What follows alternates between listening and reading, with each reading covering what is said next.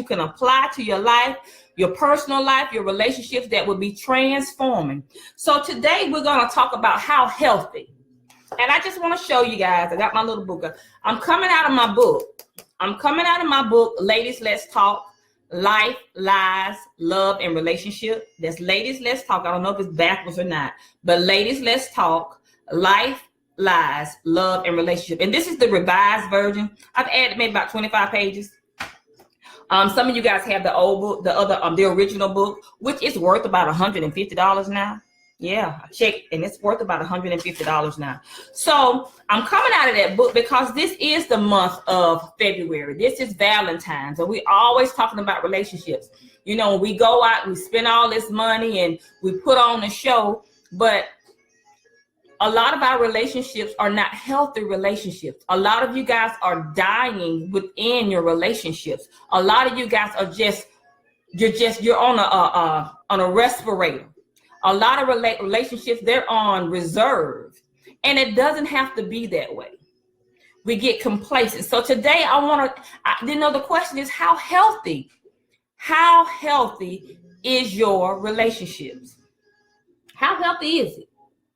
And I use that analogy of health because a lot of us have or will or know someone that has had health issues.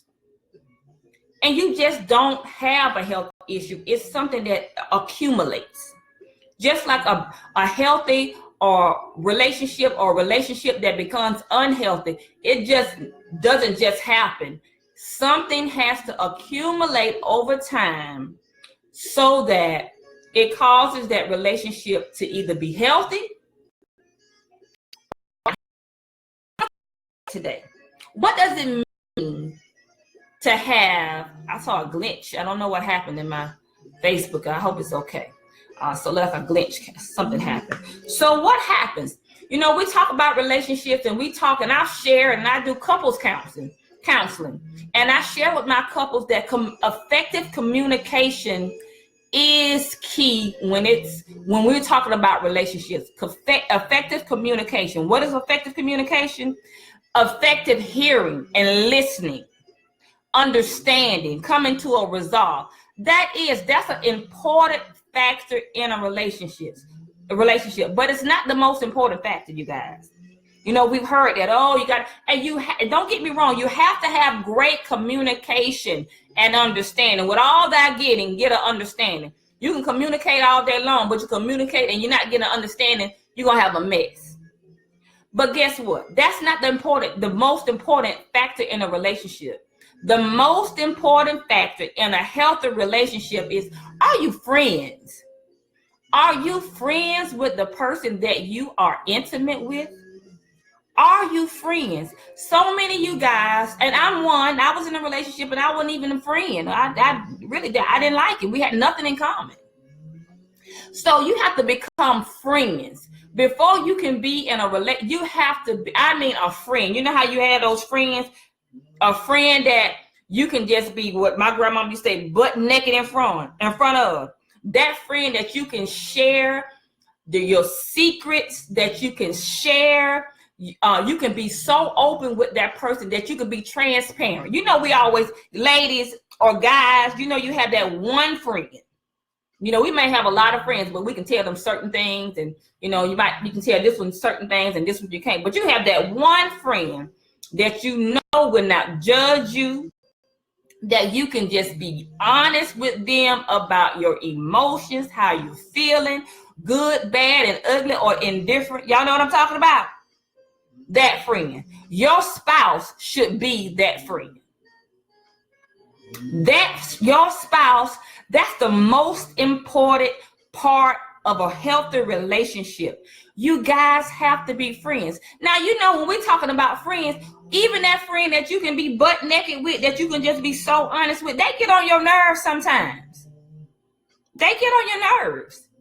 They do things, they say things, they challenge you. But at the end of the day, you guys are thick as thieves, like white on rice, y'all down. That is your friend to the end. The word says a friend sticks to you closer than a brother or closer than a sister or friend does. And that's the most important part when we're talking about having a healthy relationships. Verbal, when we talk about having, and if you're just tuning on, I'm coming out of my book, Ladies Let's Talk, coming out of my book, Life, Lies, Love, and Relationship. You can get it from my website or you can get it from Amazon. And I'm talking about this because it's February. So we're talking about, how do you know how healthy is your relationship? How healthy is it? Well, healthy relationships have to have, one, the most important part, you have to be friends. You have to be friends with the person. You have to have good communication skills. Communication is not just verbal. It's nonverbal skills. Picking up on having some discernment when they're having a good day, when they're having a bad day, knowing when to talk. Effective communication, we talked about effective communication is great, but you don't need to talk when the room is heated, when the situation is heated. It's time to, okay, sometimes you need to back off. You have to know the timing. Effective communication, it's a timing when you need to talk. When you know your spouse or your husband or your wife, it's been a long day and they're frustrated, that may not be the time to bring up something, that's real sensitive, because they're already frustrated. You need to set a time. No, hey, I got something I want to talk to you about. But it may not be the time to talk to them about it. So, and ladies, I'm talking, we good at that. We got something on our mind. We got something that's getting on our nerves. We just rap. Well, and it may not be the time. What you're saying may be correct, and they may want to receive it. But effective communication, it's a time and a place for everything, especially in a relationship. And when we in relationship, when we talk about effective communication, that tone. See, that tone and those non-verbal communication. That tone, ladies, we can get to rolling our eyes and stepping our necks, get loud and smacking our teeth. Y'all know how we can do sometimes. I'm going to throw my hand up if nobody else going to give me some hearts and some amens. And that's all of that is part of effective communication. Meeting the needs of your partner. Physical needs. You need to be attuned. This is a healthy relationships. Physical needs. Because if your partner is not healthy and you're not helping each other being healthy, it's going to cause some issues in your marriage. We want to look over the health part, but that's important. Emotional health. Hey, you have to be emotionally stable within a relationship. So many relationships, y'all say y'all love each other, y'all doing things, but the emotional part is so unstable. You don't know if you're here, there, and everywhere. You have to be emotionally stable. This is what causes a good relationship, a healthy relationship. And then, of course, sex. Yeah, I said it, sex. When you're in a relationship, when you're in a marriage, you have to have a good, healthy sex life. Because and when I mean good, healthy sex life, that means the two of you have communicated to each other what that looks like. And you're meeting those needs. So you have to have good verbal. Those needs have to be met verbally, good communication, physically, doing things together too, not just health, eating right, doing things together. Y'all physically outgoing and doing stuff to build your relationship. Emotionally, you have to work on those emotional needs of your partner. You have to make, because I talk about this, and I'm gonna get into it because I got, I have but a few minutes to talk about it. And then those sexual needs. So what happens when we start lacking in our verbal skills, communication, and our physical skills and emotions and our sexual life? What happens is it starts depleting vital nutrients within your relationship and within your marriage. When those areas are not satisfied, communication, physical, you're doing things, emotional and sexual needs, those vital nutrients become depleted out of your marriage. And what happens is it causes inflammation. I use inflammation because that's what goes on in our bodies. See, when we don't have a healthy body and things, and we're not putting in the right stuff that we need, our body gets depleted of vital nutrients. And when those nutrients get depleted, we cause inflammation. That's why we have all these aches and pains and itises and tituses and all of this stuff. You know, everything starts hurting. And what happens is you get an inflammation in your relationship. And you start, whenever there's an inflammation in your body, that's when you know, when you feel pain, you know it's something going on in your body. Well, guess what? In a relationship, let me tell you what those aches and those pains start looking like. Frequent argument. When you start arguing all the time about petty stuff, that's an ache and a pain.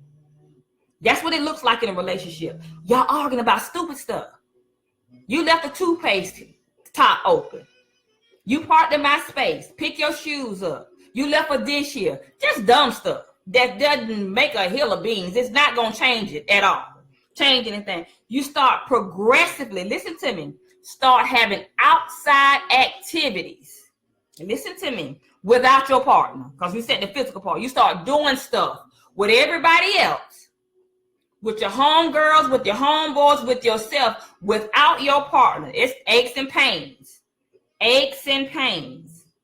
And then what happens is emotionally, and let me tell you something, especially for women, that emotional part, and you guys, I'm not talking about, because guys have emotions too. But when emotionally, when a woman is not being satisfied, what happens is, hey, those emotions, you got to go get them satisfied from someone else, and men too. And then sexual, and it causes what happens. What happens is emotional and sexual infidelities. Because when you're not being satisfied, you're going to get satisfied somewhere. Now, everybody doesn't cheat on their spouse sexually. Sometimes it's emotionally. And when I say emotionally, they start giving their time, their emotions to somebody or something else. And sometimes that something becomes our children. And that's not healthy in your relationship. Sometimes our emotions become our job, not healthy. Sometimes we start cheating on our spouse emotionally because I'm going to fill this void somewhere. Sometimes it becomes food. Sometimes it's shopping. It can be a plethora of things. But a lot of times, and then sometimes women and men, it's just sexual. Because that emotional part is not being met. Y'all arguing all the time. You're doing stuff. You study pulling apart. Then guess what? Susie or Bob come creeping in. They talking. They having the same issues that you had. Oh, they listening to you. Oh, they understand you. The next thing you know, bam, it's some infidelity. You emotionally, you are totally unattached to your spouse. And guess what that causes? It causes a major, listen to me, you guys, breakdown within the health of your relationship and your marriage. And when we're talking about, yes, Susan. Hey, Derek, how are you? Gonna call you today. Sorry about that. I'll give you a call later on. It causes a major breakdown. And what happens is, I'm using this example like in our bodies, because when our bodies start losing natural nutrients, and we get inflammation in our body, and these things happen, our body starts breaking down. Our cells starts forming irregular, and it becomes a slow growing cancer.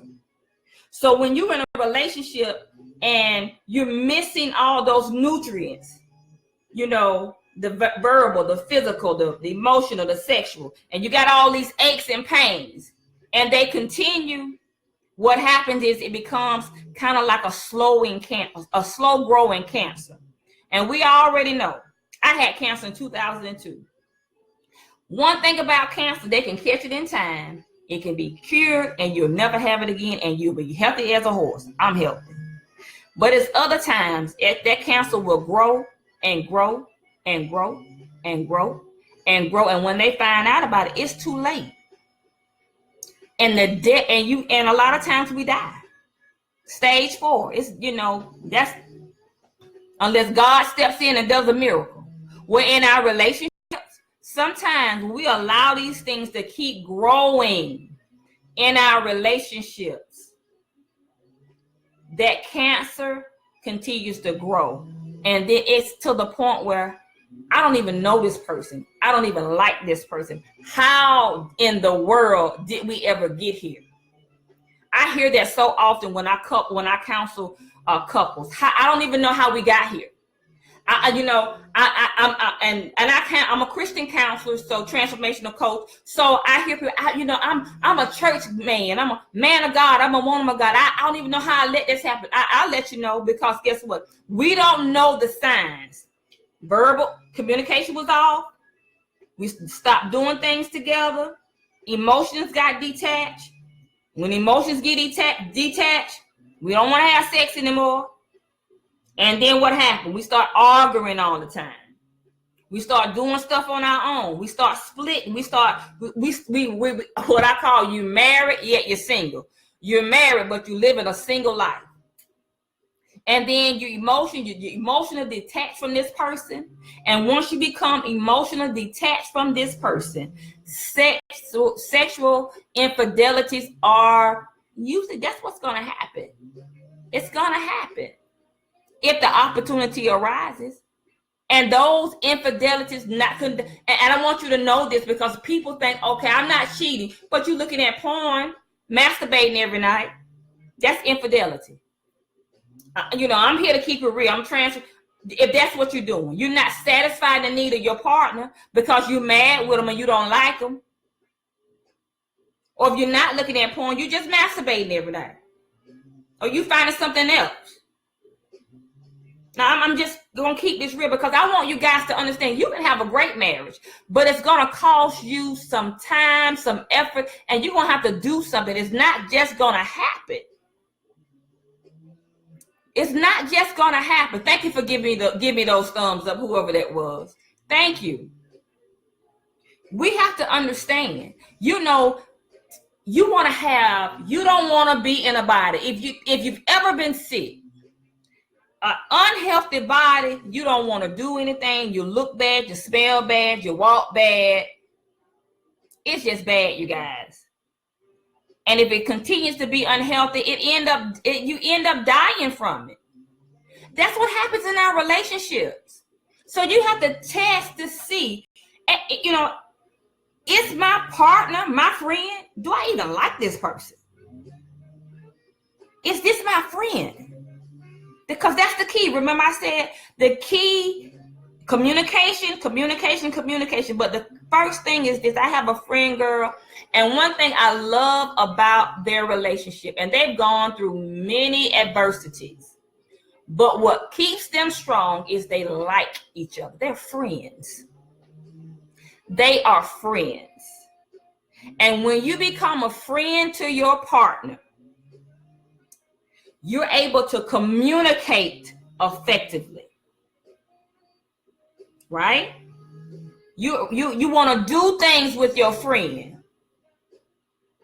You want to do things with your friends. You're emotionally attached to your friends.